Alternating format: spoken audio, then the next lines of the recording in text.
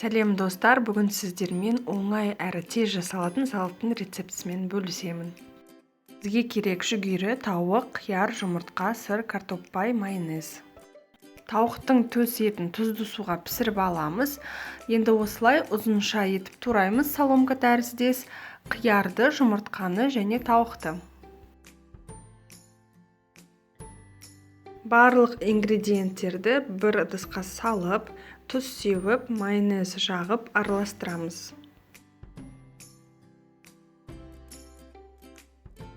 Әдемі ыдысымызға салатымызды салып, үстінен картошка пайды себеміз. Біздің дәмді салатымыз дайын болды. Өте тез жасалады және дәмі енді күшті. Столыңызда бір әдемі болып тұрады. Қонақ шақырсаңыздар да, өздеріңізге жасасаңыздар да енді күшті салат жасап көріңіздер. Лайк, подписка ұмытпаңыздар. Көп рахмет.